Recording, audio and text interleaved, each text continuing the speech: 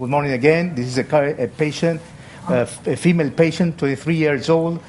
She had a congenital heart disease. That's why she received in 2000 year a heart transplantation, and she's actually asymptomatic. Next slide, please. La siguiente, por favor. So here you can see the angio. You have two moderate lesions by angiography, but IVUS were severe at the middle and the distal segment of the right coronary artery. And then you can see another severe lesion at the middle segment of the LAD. Below you can see the pictures with the intravascular ultrasound. Now, afterwards, we will see the movie. We can see 3 severe lesions with 1.35 millimeters in middle segment of the LAD, 2.3 at the middle segment and distal segment of the right coronary artery. The syntax scores is 10. La siguiente, por favor. So the clinical indication is an asymptomatic patient with a severe cardiac allograft vasculopathy, and the procedural strategy is a PCI to the LAD and first the septal branch, and then a stage PCI to the right coronary artery. So let me clarify something. Thank you, Gustavo. Here is a very busy heart transplantation team we have here in the hospital. So all the patients are followed with the angio and IVUS yearly basis. So this patient has received at least 8 or 7 angios and IVUS during her 13 years follow-up transplantation. And, it's impossible that she had symptoms, so it's very important to have this kind of follow-up to see some kind or somehow of late rejection. So Gustavo is going to show the IVUS, and let me explain that we discussed this case also with the transplantation team to do only the LAD today, and maybe it's in a stage procedure the right to protect the kidney in a patient with a very long history of drugs and many injuries for the kidney. That fortunately are working acceptable. The renal function is acceptable, but it's not normal. Let's show a little bit around you first, Dr. Mendiz. Yeah. Before we go to the IVUS. So you see here, in order to spare contrast, a very nice rotational angiography view that shows that there is some disease also in the circumflex coronary artery, but angiographically it doesn't look to be severe. But you see the complex lesion in the LAD, in brackets complex. There is quite a sizable second septal branch or third. It's quite some septal branches there. You see there is an ostial 90% stenosis, but the vessel is big, it's 2.5. And over there you see a little bit further the lesion over the bifurcation with the diagonal branch. The ostium of the diagonal is not very diseased, so if I say this would be kind of a Medina 110, if we take it a little bit on the conservative side to the ostium. So the plan here is to do the following. We have already wired the LAD and the first septal branch, and our plan here is to dilate the first septal branch, to pre-dilate it, so we will keep the wire there. We're not going to wire the diagonal branch. As far as its ostium is not compromised, and from the literature we know that when the ostia are not compromised, the loss of immediate loss after stenting is below 3%. So on that respect, also the takeoff is favorable. We don't have any severe angulation. And to keep it simpler, which is my motto always, I try to wire as less as possible. And I do believe that it will remain open, but if we have lose this branch, I think we can always fight to take it back without any great issues. As a preparation, because we had to do the planning, we did IVUS, and Dr. Lev will tell you the findings. Yes, thank you. So we can see now. Can you see the IVUS? Okay. Aníbal, si tienes una pregunta, nos la haces. The IVUS? Yes, we can okay. see it now. This is a LAD pullback. You can see a diffuse mesenchymal proliferation, and before and after the diagonal branch, as you can see at 1 o'clock, you can see a severe mesenchymal proliferation. It's stands for classification grade 4. It's a concentric, diffuse, middle proximal segment, LAD, mesenchymal proliferation. And this is the proximal segment of the LAD without stenosis. And now I will show you the measures we made. It's a 1.65 lumen area with 81% plaque area. Okay. Thank you. So from these IVUS measurements, the message that we got for ourselves was the following, is that the distal vessel is around 2.5, 2.6, 2.7, and the proximal one, the proximal reference vessel diameter is 4.0. So we're talking about a real tapering vessel. The second message is that the point of the maximal stenosis, if you were able to see, there was negative remodeling of the vessel, which is an interesting observation. So it's not only plaque progression, but was negative remodeling. And on that respect, our plan is, first of all, as I told you, we will predilate, but we chose to select the 2.75 stand and post-dilate in the proximal part up to 4.0. That's our selection, and we chose according to the measurements of the IVUS a length of 28. But first of all, you can start discussing that. You see that we have wired both vessels there. The first thing is that we're going to predilate the septal branch. Yes, that's exactly why actually we did this predilatation into the ostium of this septal branch. As you will see, we will focus quite a lot on a little bit on dye consumption.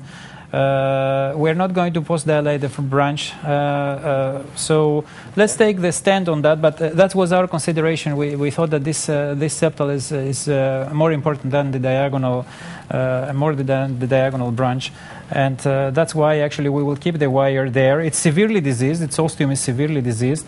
We're going to do the standing, and we were going to see how it will behave.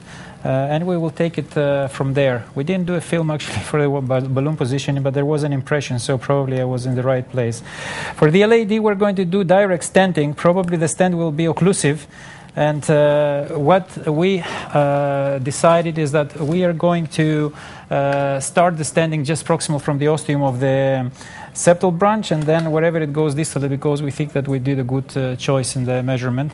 Probably this is going to be a rather straightforward lesion to direct stent. I have again a corrector stent with bioabsorbable polymer.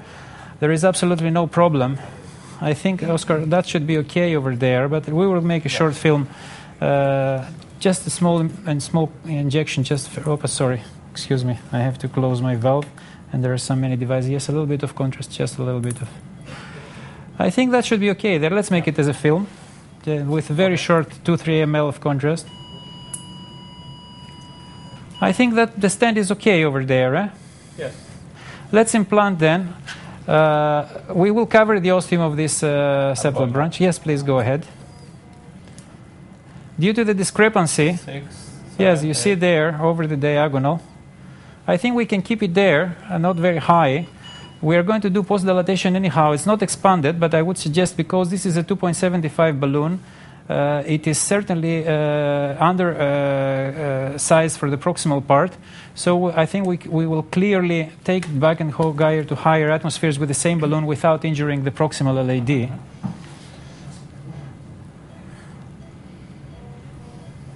This is a little bit back. So let's go to 20 atmospheres there. Yes, please go ahead. Yes, 20.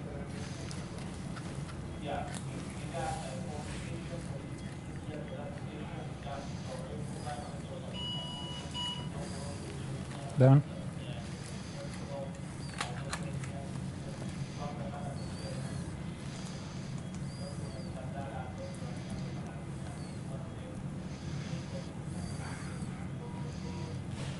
Thank you.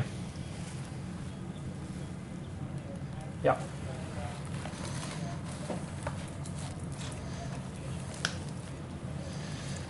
Now she's under. Good question. I have so many patients I don't remember, but she's under cyclosporine and and corticoid. So, as you see, the wires were twisted.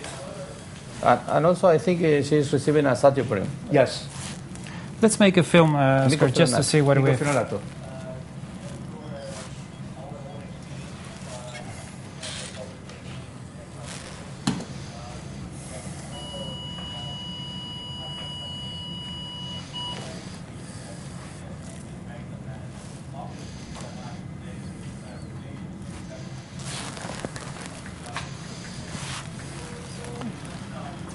Let's take a trio. Let's take the trio balloon.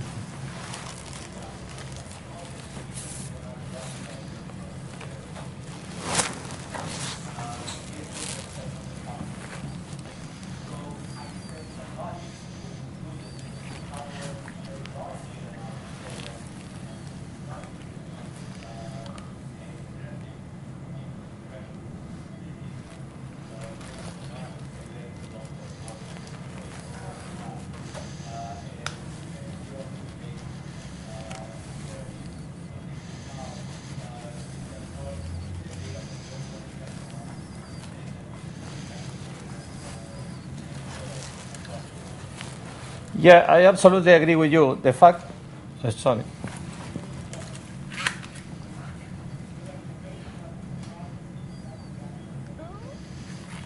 Let's go there to 16 atmospheres. 16, 18. And down.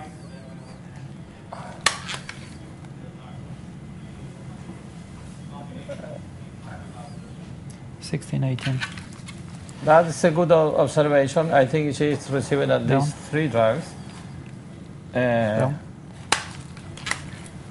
But the follow-up here is, of course, is like it was observed when we have a diffuse disease at the IBUS and the angio that we do normally at follow-up. The medication is changed. So patients receive biopsies and the angio and the IBUS all together. And then the transplantation team decide how they manage the medication. To be honest, we are not closely involved in the medication, but we should.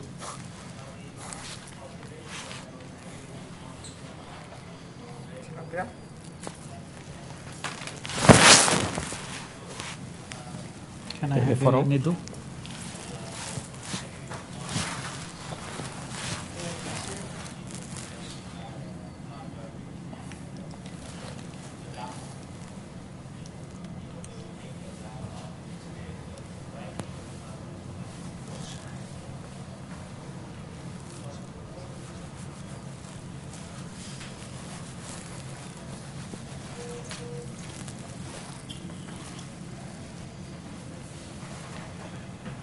So what actually we saw from the angiogram before is that there remained, before at least the pre-dilatation with the 2.75 balloon. So on that respect, we will see how we did a post-dilatation with a 3.0 balloon. And show the previous angiogram, please, just I don't know if the audience got that well. No, the ones before over there. So this is the angiogram after the stent implantation. We know very well that the proximal stent is seriously underexpanded. The distal part seems to be okay. We know that the vessel was 2.5. Anyway, the branches, all the branches are open. We took a 3.0 balloon. We don't have a film after the pre-dilatation with the 3.0 balloon. But let's see what we're going to do here. This wire is a little bit tired. I might use another one. I prefer hydrophilic wire to cross to diagonal branches. Which wire do you want? You see that this wire is going underneath the proximal part, so probably we might need to post-dilate with the 4.0 before we do the wiring. Or I will change this wire, but we will give you a film after the post-dilatation with the 3.0 balloon, just to see what's going on with the side branches. As you can appreciate, the side branches are well open as we estimated, and despite the comment that you made, which I fully agree, when you have negative remodeling. But anyway, this is the very key here. We need to do some kissing balloon dilatation here, and I think that one way or the other, we will be able to escape the case with only the how do you call it? With only the kissing balloon without really staining the ostium. Right.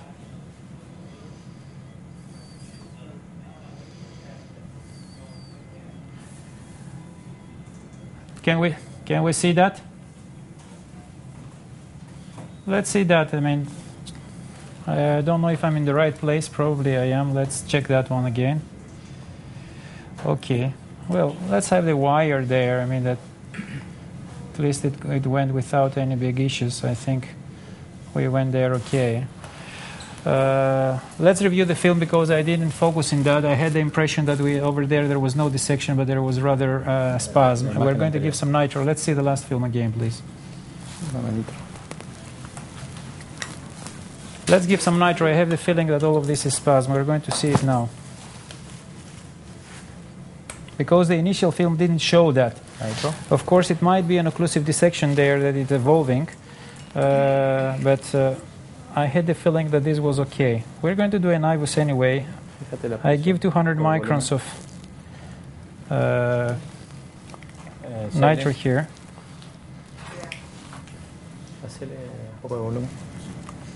And the best thing before we do anything, absolutely.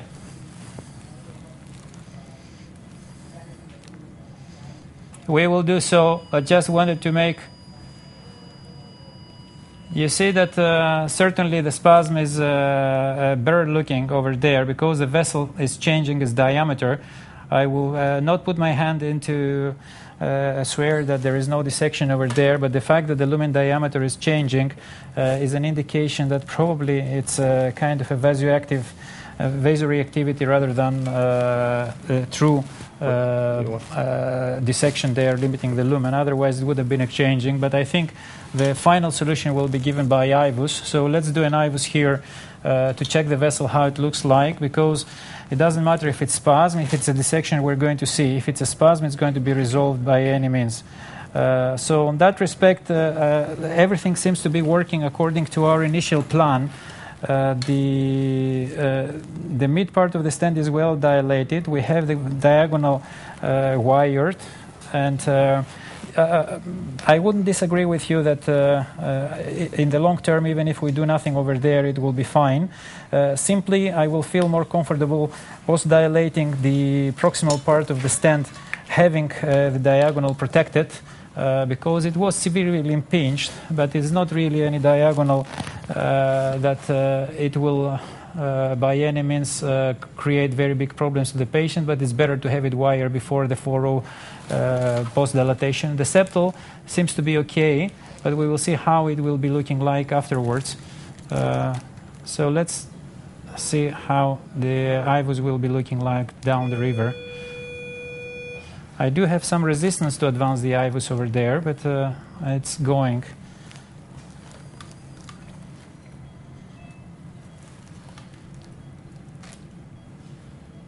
Gradually it is. I don't know why there is so much resistance. You can see that I have to push it quite hard to go, but we are there. All right, let's do an IVUS pullback just to see what we have there.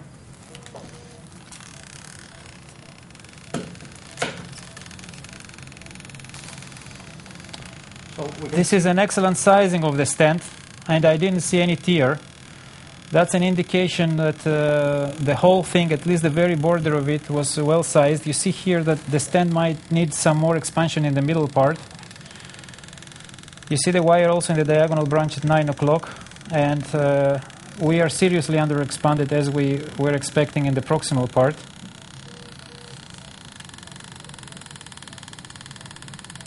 So a 4.0 will be absolutely necessary.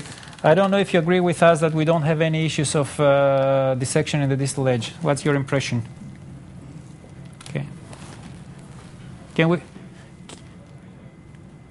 Can we just... Yes, can you play that back, Gustavo, just to make sure that...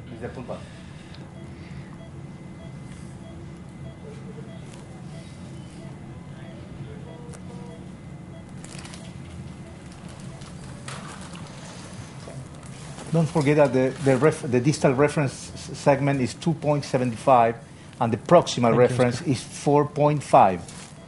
George. It's 4.5. Yes. Let's do a dilatation with the 4O balloon that we have. We're not going to extend into the mid segment. That's why we did this pre-dilatation with a 3O balloon, because before I did the wiring of the diagonal, I did want to have it at least the stand that it is it's covering the diagonal better opposed. Now we're going to make this 4.5 post-dilatation, and then we're going to IVUS it again and decide if we need to do anything further. The main question that remains here actually is whether we're going to do kissing balloon post-dilatation or not. And I would like we heard one opinion about that. We have no technical issues about doing it because we have already wired the branch. The main question here would be whether it is necessary or not. I mean, it's a kind of a 2O vessel. We can just gently touch it or just leave it. Personally, I wouldn't mind with each of these. Scientifically, if someone analyzes the data, you can leave it. If you ask my personal opinion, I would have been doing a kissing balloon dilatation.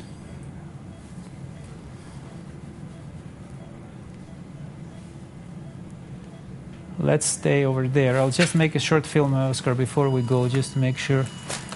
This is a stainless steel stand. That's okay. No contrast, no contrast. I just see the stand. I think we are okay over there. Let's post-dilate that. Let's go to 16, 18 atmospheres. That's good over there. Okay. 12. 16. 16 is okay. 16. And down. I will go a little bit over the diagonal with this balloon, but we are going to take it gently over there, just 3, 4, 5, 6 atmospheres. There was a negative remodeling over there, and we don't want by any means to rupture the vessel. It's a 4O balloon in a vessel that was negative remodeled. So let's go to 6 atmospheres over there, over the diagonal, and it's going to be interesting really to... that's good. That's good. 4 and 2 more just to do that. That's okay. And down. As you saw, it's a nice stand design. It kept all the branches open. It was nice to stand. It was not difficult to wire. So I don't know if by any means I'm not an expert in heart transplantation by any means, but I would like to ask the opinion of the panel. Would it make any difference to you what kind of drug you would have been selected for your drug-eluting stent in these cases? This is a sirolimus-eluting stent with bioresorbable polymer. Because I heard with very great interest your discussion about the medication in these patients. Any comment about what kind of drug you would have preferred in your... let's make the film.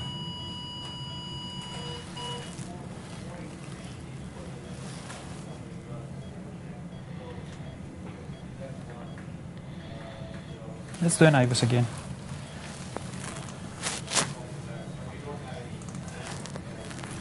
Right. What is your impression about this outcome until now?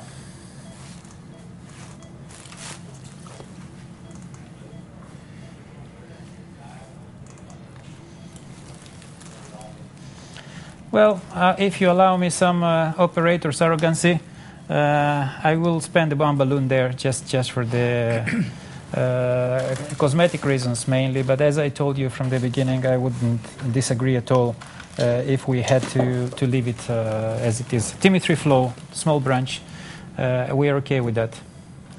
But whatever, I don't know if I have transmission time still. I have some resistance with this to advance always the IVUS catheter. A little bit on the air, Oscar. Yes. Yes, Shamil.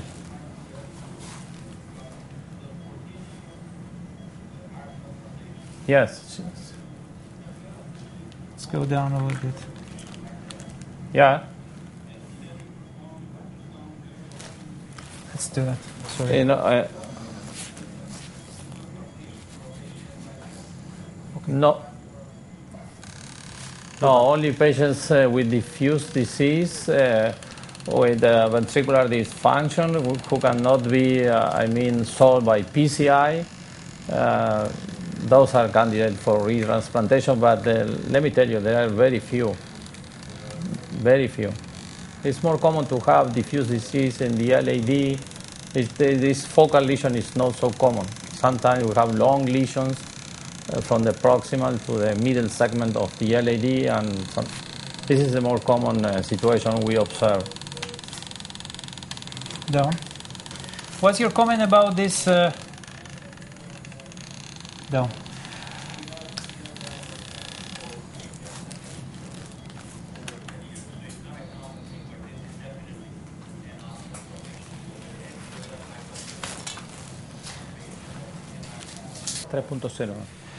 I do have a comment for this question. Is the following. First of all, the dual antiplatelet medication, I would agree that it has to be standard. But it is depending on the procedure. For instance, this is a single stenting. We document great expansion with IVUS, and I was just saying to you that I'm happy for the distal end of the stent and I'm happy for the proximal part of it.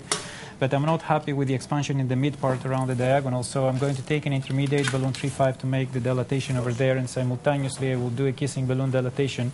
You can see the film over there that the proximal edge is great, the distal is great, and the middle part still has the resistance there.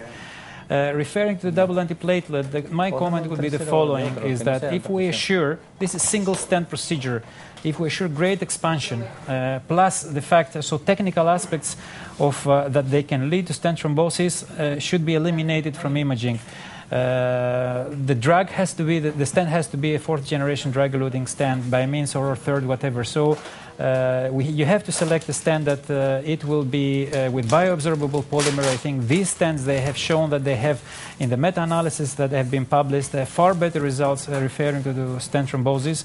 And on that respect, we assured in this case, we implanted one of these stents. We assured in this case that at least we did our very best to eliminate all the parameters that they can lead for stent thrombosis. So classical duration of, let's say, 1 year would be enough for this patient. That's the thing, is that you have to be really very vigilant with the procedure, and also to make sure that you will eliminate the parameters of thrombosis. So we took a 3.5 non-compliant balloon, and I do have also a 2.0 balloon for the diagonal branch. We're going to go high pressures on the LAD, and we're going to go low pressures in the ostium of the diagonal. And let's see if, first of all, because there is always a question mark, when you're crossing under-expanded stents, you might have gone subintimal, or behind the strut stent, not subintimal, I'm sorry. Then let's see, if this balloon doesn't go easily, then I will not push it hard, because I'm not entirely sure whether this was the case, but it went very smoothly. The crossing actually was also quite nice. So Oscar, I will go there to 16-18 atmospheres with the 3.5 balloon.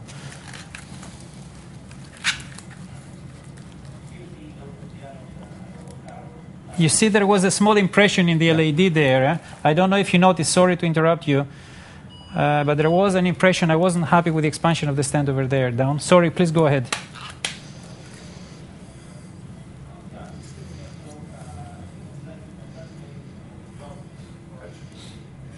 Go to 16-18.